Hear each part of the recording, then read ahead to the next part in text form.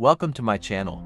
Today, we'll embark on a journey into one of the darkest chapters of humanity, the chilling story of Marc Dutroux. His name is etched in Belgian history not only for his heinous crimes but also for exposing critical flaws in the country's justice and law enforcement systems. In this video, we'll explore Marc Dutroux's life from his troubled childhood to his monstrous crimes, the stories of his victims, and the indelible scars he left on society. Throughout this video, I'll use visuals to bring every detail to life, helping you grasp the gravity of these events. Let's dive into this dark narrative together.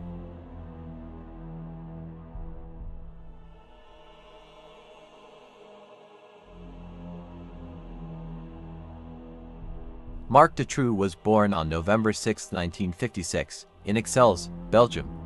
On the surface, he appeared to be the child of an ordinary middle-class family, but his early years were marked by psychological scars and disturbing tendencies.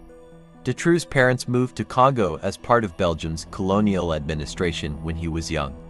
This period introduced him to feelings of neglect and loneliness at an early age. Upon returning to Belgium, it became apparent that Marc was a withdrawn and troubled child. His father was known to be strict and authoritarian, while his mother remained emotionally distant. These dynamics created an environment of emotional neglect and frequent family conflict, which profoundly shaped Dutroux's psyche. By adolescence, Marc had become a disruptive student who frequently bullied his peers and faced disciplinary actions. However, behind his behavioral issues lay a sharp intellect. Teachers noted his potential for academic success, but his social dysfunction and violent tendencies overshadowed his abilities. These early signs of behavioral disorders foreshadowed the horrifying crimes he would commit later. Traits such as aggression, manipulativeness, and a lack of empathy became evident during his youth, laying the foundation for his future atrocities.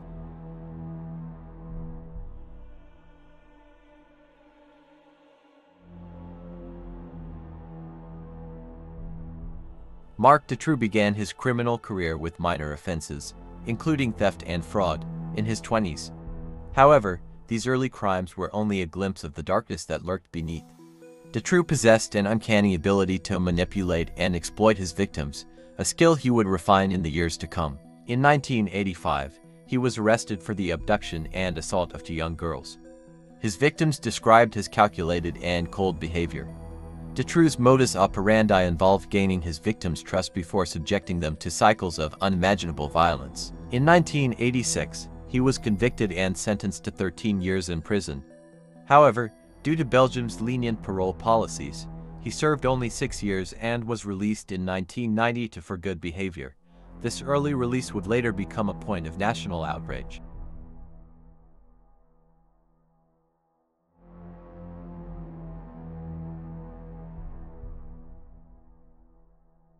After his release, Marc Dutroux escalated his crimes, delving into the horrifying realm of human trafficking. He targeted young girls, abducting them and forcing them into a web of exploitation.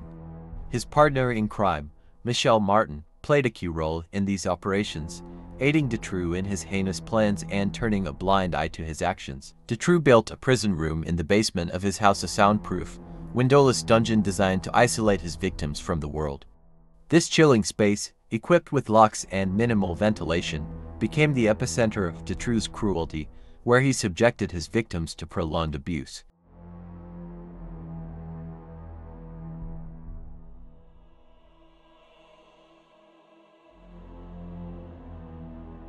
Between 1995 and 1996, Marc Dutroux abducted at least 6 young girls, most of whom met tragic ends. His victims ranged in age from 8 to 19, and he often preyed on them in isolated areas. Dutroux's meticulous planning and cold-blooded execution made him a terrifying predator. Julie Leon and Melissa Russo were 2 of his earliest victims. The girls were held captive in Dutroux's basement for months, enduring unimaginable suffering. Dutroux deprived them of food, and they eventually died of starvation. Autopsies later revealed the extent of their prolonged agony. During this time, Dutroux continued his criminal activities without remorse, and Marcel and Yves Lambrex were abducted while returning from a holiday. They were held for a brief period before being murdered and buried on one of Dutroux's properties. The discovery of their bodies highlighted the true extent of Dutroux' depravity and sent shockwaves throughout Belgium.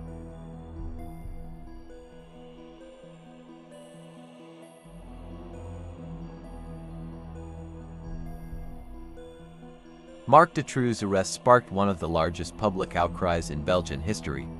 The White March, a massive protest involving hundreds of thousands of people, called for justice and systemic reform in response to glaring failures in law enforcement and the judicial system. During his trial, Dutroux' lack of remorse shocked onlookers.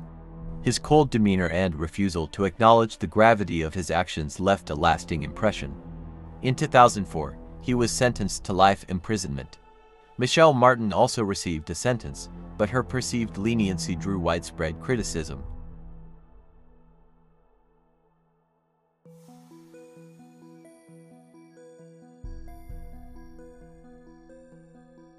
Marc Dutroux' crimes left a scar not only on his victims and their families but also on Belgian society as a whole.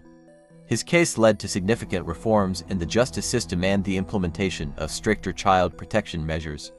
Yet, the loss of Julie, Melissa, and the other victims remains an irreplaceable tragedy. This video was created to shed light on one of history's darkest crimes. If you found this content informative, please subscribe to the channel and like the video. Until next time, take care and stay safe.